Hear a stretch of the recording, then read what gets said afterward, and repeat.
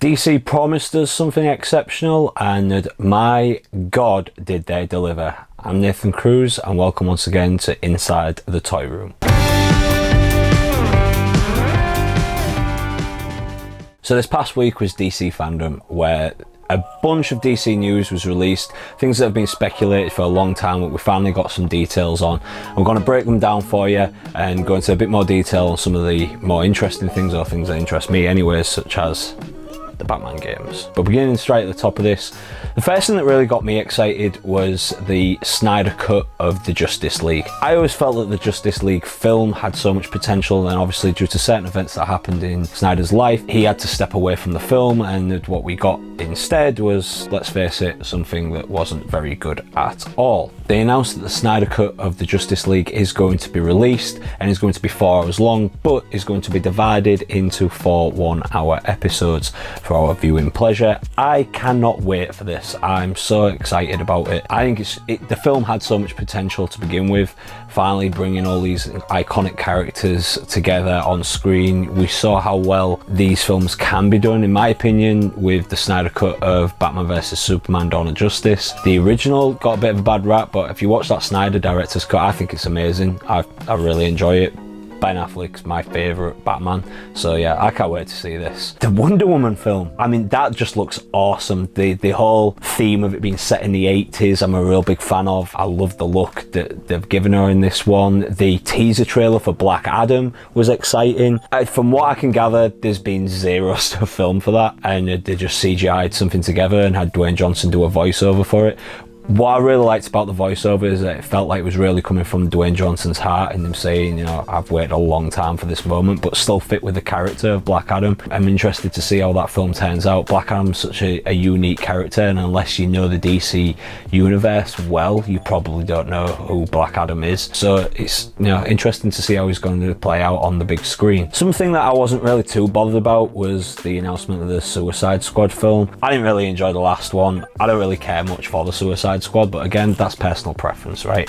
What I did like in regards to the Suicide Squad was the game. The game that they announced looks amazing, and apparently it's still set in the Arkham universe. That's just a rumor, but yeah, that looks incredible. The whole idea that they've, you know, got to take down the Justice League, the moment that they had that confrontation with Superman, I thought was awesome. It just, you know, it's an exciting game. We haven't had a really good DC game come out for a long time now. I personally thought that Arkham Knight was a bit of a letdown, especially in comparison to, say, Arkham City, which was outstanding. Now, going into the Arkham games, this is the big announcement for me that I was so excited about, but I was also a little confused about it, and I'm going to explain why. It starts out this trailer where Bruce Wayne, with the cowl off but still in the rest of his Batman outfit, you know, saying, if you're watching this, I've died, and, you know, I'm no longer Batman, and he's left a bunch of things in place, which kind of does follow from Arkham Knight, where at the end of that, we find out, you know, Bruce Wayne is Batman, he reveals his identity to the world, and it kind of brings everything to an end.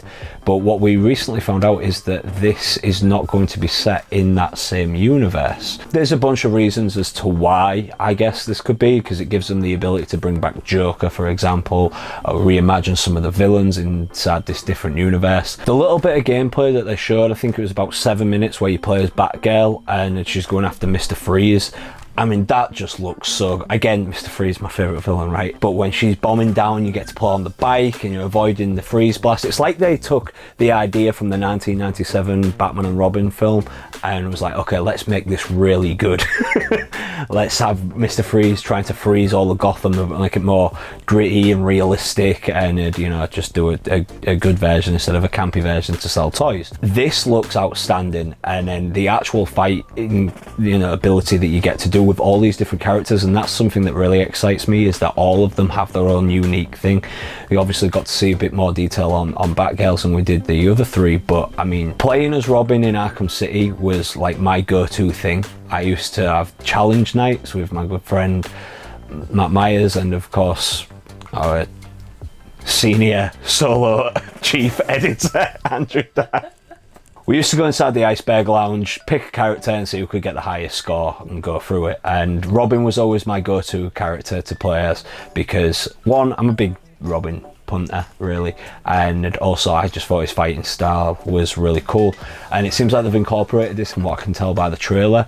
It got a bit of a backlash from some hardcore fans because it's still billed as Tim Drake as Robin, even though he's clearly in the Damian Wayne suit. But I mean, who cares really? I don't, you know, I didn't really care when Dick Grayson walked down in Tim Drake's suit in Batman Forever. I just thought it was a cool Robin suit. It's just a different spin on the character. I'm really excited for it. Playing as Red Hood, I think, is the one that's the big giveaway that this is not within the Arkham universe, because of course Arkham Knight turned out to be Jason Todd and all that unfolded, and yeah, that couldn't exist within this universe. So now Red Hood is actually part of the Batman family, like he is in certain comics, and he's a good guy, or well, you know, like an anti-hero, I guess. He's basically DC's answer to Punisher, I guess, in this, and it'll be interesting to get to play as him. I'm really excited for this game. I haven't been this excited for a game announcement in a very long time, probably since they announced the remake of Crash Bandicoot.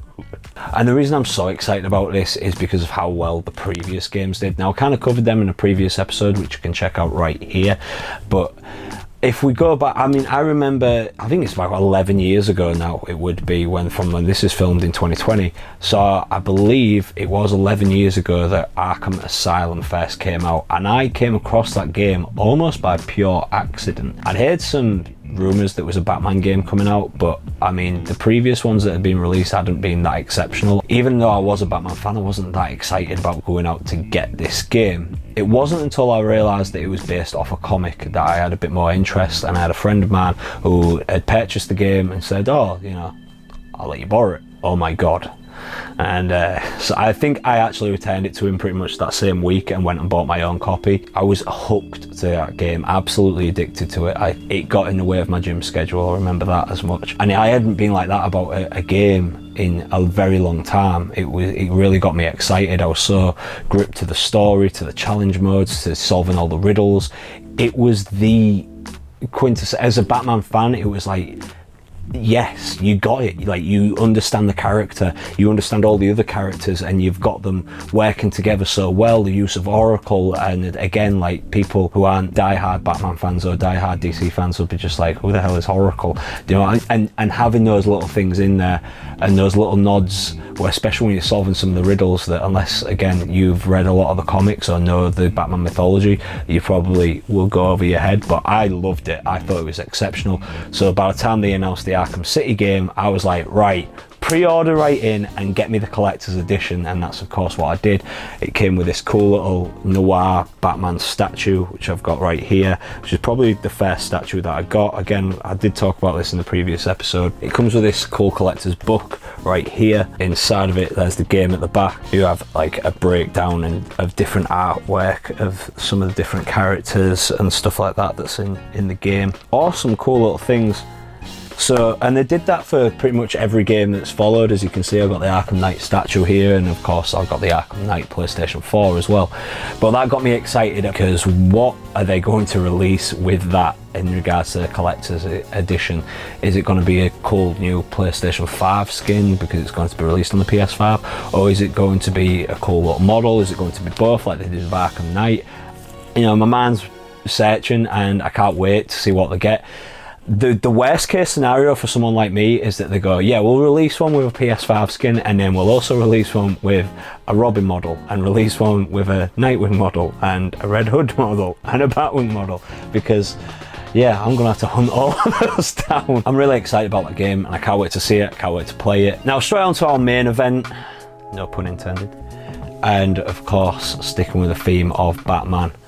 How about that trailer of the Batman? There was a lot of, and it's been like this for every single Batman casting pretty much. As soon as Batman gets casted, people are up in arms going, oh, I don't know about this. It was the same with Michael Keaton, it was the same with Val Kilmer, it was the same with Ben Affleck, and in my opinion, you know, Keaton, Affleck, it was the same with Christian Bale. you know. But Affleck, as I mentioned, is my favourite Batman. Keaton would be in at number 2, and then probably Bale in number 3. Kilmer, I thought, was also really good. Less so about George Clooney, the better as Batman, but I've also mentioned he was a really good Bruce Wayne, but that's besides the point. Everybody was jumping on Pattinson saying he isn't going to be a good Bruce Wayne, he's not going to be a good Batman, and I just reserved judgment because that's always been the case when they've announced the casting for Batman. And then we got this trailer. It just looks outstanding, right? It gave me goosebumps. Everything about it was Batman. Just the brutality of the way he was fighting, his look. I loved the scene of "Who are you?" and we're obviously all expecting the line that every Batman actor has delivered of "I'm Batman," and he just gave us "I'm vengeance." I thought that was really cool. I'm predicting that maybe in the film it's like "I'm vengeance, I'm such and such, I'm the Batman," but that's a prediction, right? In regards to just getting a first look at this film that's going to release in 2021, I'm so excited for it. Like, I just think they've done such a good job. It's apparently going to be based on like the Year 2 comic, so that's really interesting because we're still in the early stages of Bruce Wayne being Batman. It's only his second year as this crime fighter. There were so many little things in the trailer that got me. There was the bandaged face, which made me think, is it going to be Hush? But then there was also some things that left me a head scratching. They said like the Riddler's going to be in it, and that was also a worry because I'm really hoping they're not going to base this off the animated Hush film where it ended up being Riddler as Hush, because that was really, really bad. It was awful. Now, I can't say the word that I'd like to use to describe that on this channel, but I was raging when it was Riddler as Hush. That's just, no. It's a big no. But yeah, the Batman trailer looks amazing. I can't wait to see that film. I can't wait to play the Gotham Knights game. I'm excited about the Suicide Squad game. I'm excited to see what Black Adam's going to be like, and the Snyder Cut. Yeah, Fandom was really, really good. It was a really good week. As you know, DC is my favourite comic book universe, so it was a really good week for me to see all these announcements. Let us know in the comment section below if there was anything that in particular that you was excited about, if there was anything that you wasn't too excited about. You know, what did you think of the Batman trailer? What did you think of the Black Adam teaser, the Snyder Cut? But let us know in that comment section below. Give us a thumbs up, give us a thumbs down if you didn't like this video. If you haven't already, please make sure that you subscribe to this channel and hit the little bell so you're notified every single time that we upload here on Inside the Toy Room. And thank you once again for your ongoing support on this channel.